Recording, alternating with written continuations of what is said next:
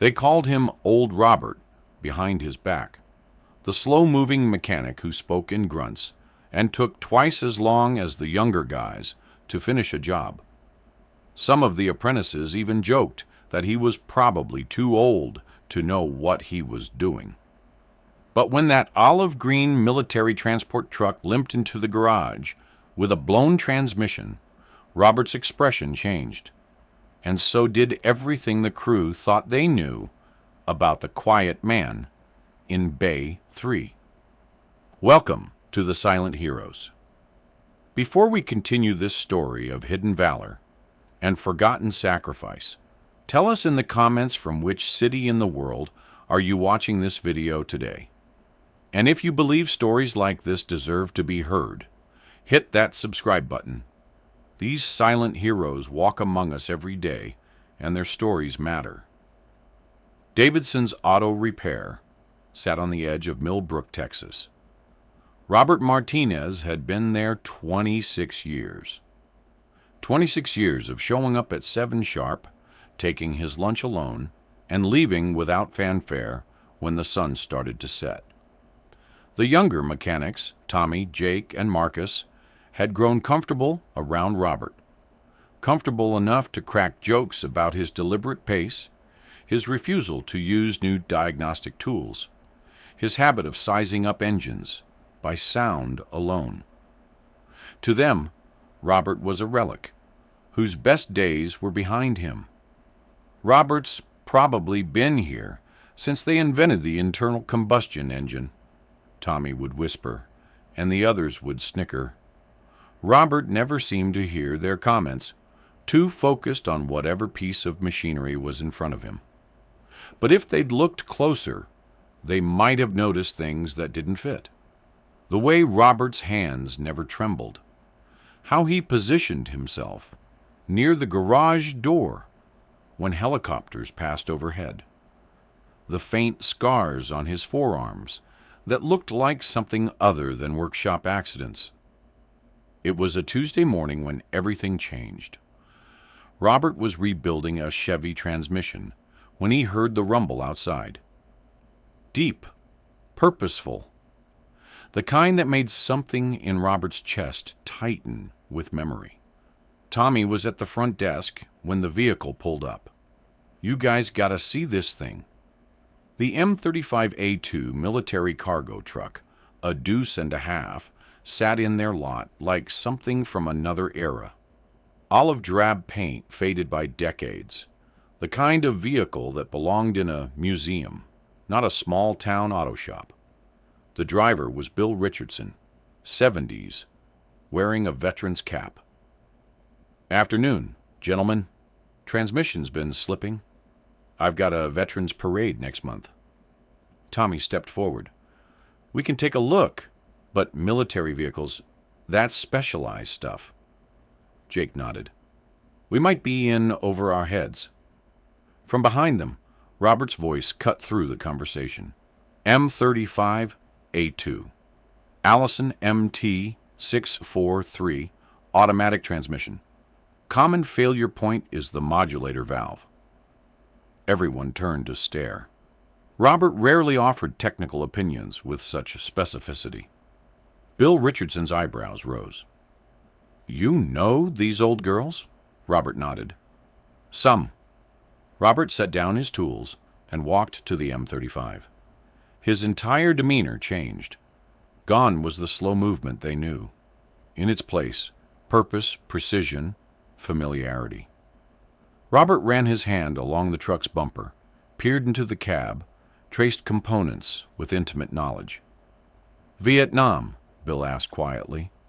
Robert nodded. "1st Cavalry Division. Motor pool."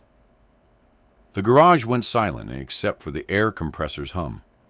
Tommy felt something shift, a sudden awareness that he'd been seeing Robert wrong. "How many of these did you work on?" Bill continued. Robert was quiet then. "All of them.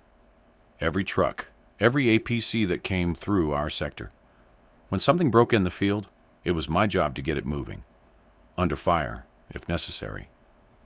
Jake stepped closer. "Under fire? Robert looked directly at him.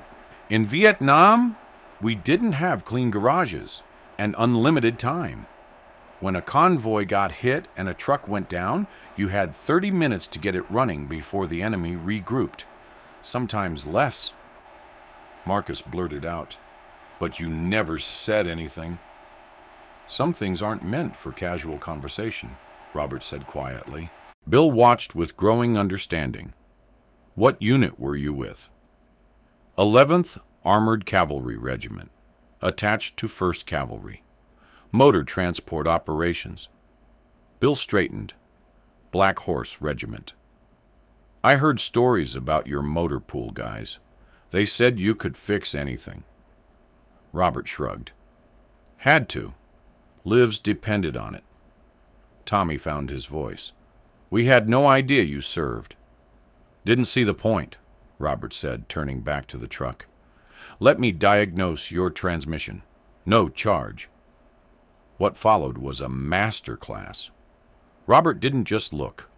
He conducted a systematic field inspection, started the engine, listened with intensity, crawled underneath, checking wear patterns.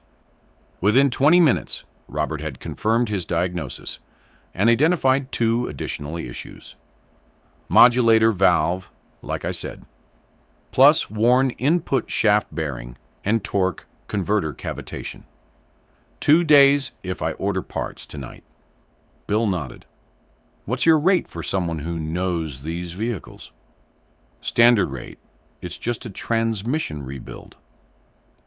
Over the next 2 days, the younger mechanics watched Robert with new eyes. His movements around the military vehicle were confident, purposeful.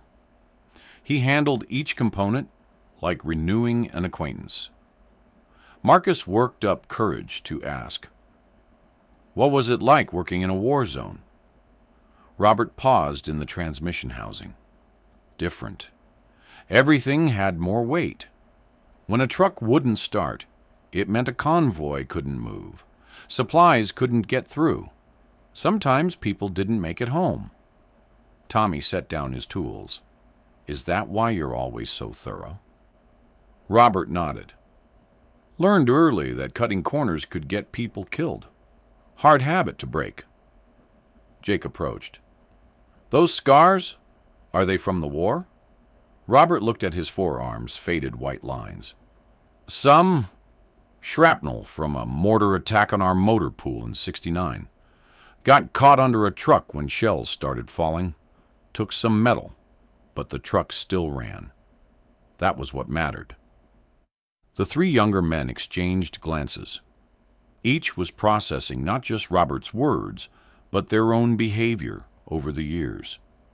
Tommy remembered rushing through brake jobs. Jake thought about shortcuts he'd taken. Marcus realized how many times he'd complained about Robert's perfectionist tendencies. "Robert," Tommy said quietly, "all those times we joked about you being slow, we were wrong, weren't we?" Robert didn't look up from his work. "You weren't wrong about the slow part. But speed isn't always the point. Getting it right is..." Marcus stepped closer to the M35, examining Robert's methodical disassembly. "Will you teach us? I mean, really teach us? Not just how to fix things, but how to fix them right." For the first time since they'd known him, Robert smiled. A small, genuine expression that transformed his weathered face. "I've been trying to teach you for years. Question is whether you're ready to learn." Robert continued working as he spoke, his voice taking on a different tone. "In the jungle, we had a saying, fix it once, fix it right, or fix it under fire. I lost count of how many times I worked on vehicles while mortar rounds fell around us. You learn real quick that there's no such thing as good enough when people's lives are riding on your work." He straightened up, wiping his hands on a rag.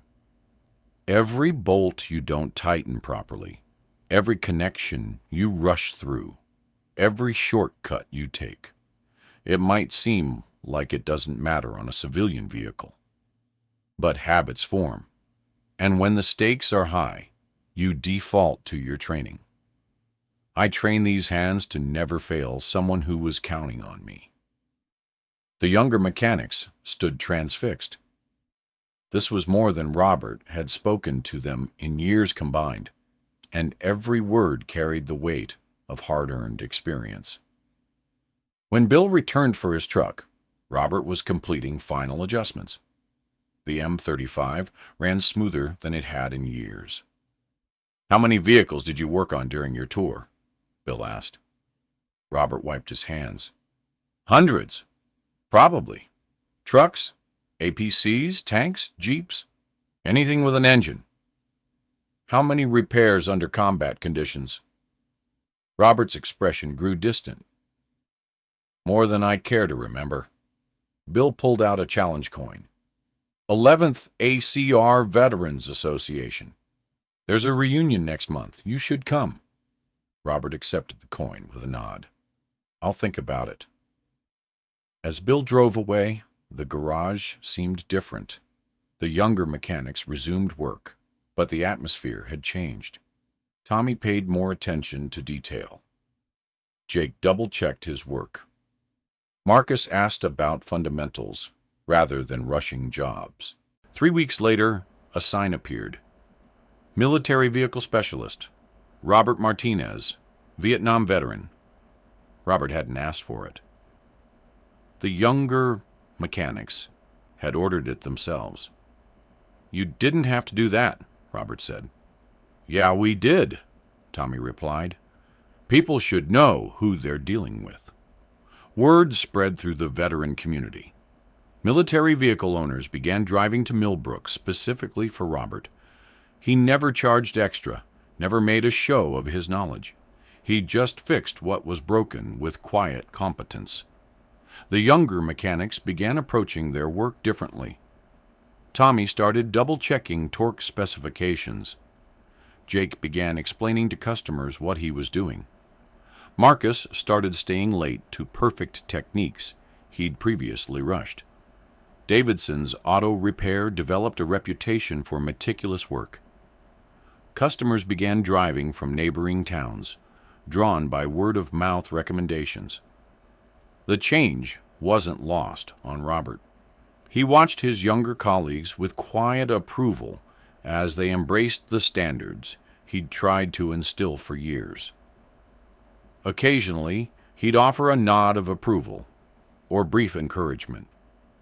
Robert never attended the veterans' reunion, but he kept the challenge coin in his toolbox next to a faded photo of his old unit. Sometimes, late in the evening when the garage was quiet, he would hold both items and remember faces that time couldn't erase. The younger mechanics never forgot the lesson. They'd discovered that the man they'd dismissed as Old Robert carried decades of experience earned in circumstances they could barely imagine. True expertise doesn't always announce itself. Robert continued showing up at 7 sharp, taking lunch alone, leaving at sunset, but now, when he worked, he was no longer invisible. Now he was recognized for what he had always been, a master craftsman whose skills were forged in necessity, whose quiet competence had kept people alive. The sign stayed up, the respect remained, and Robert seemed to stand a little straighter. Sometimes the greatest heroes never needed to tell anyone what they'd done. They just kept doing what they'd always done, waiting for someone wise enough to notice. So I ask you, have you ever met someone like Robert Martinez? Someone whose quiet competence hid a story of service and sacrifice? Someone who taught you that true expertise doesn't need to announce itself? Share their story in the comments below. Tell us their name, their quiet wisdom that changed how you see the world. Because these silent heroes walk among us every day, and their stories deserve to be heard. If this story moved you, if it reminded you to look beyond the surface and recognize the heroes hiding in plain sight, hit that subscribe button and join the Silent Heroes community. We're growing every day, and your support helps us keep these voices alive. Turn on notifications so you never miss a story of forgotten valor and quiet courage. Help us honor those who served in silence. Help us celebrate those who carry their burdens quietly. Thank you for watching, and we'll see you in the next story. Until then, remember, if you ever see someone working with quiet precision, look closer. You might be standing next to a hero.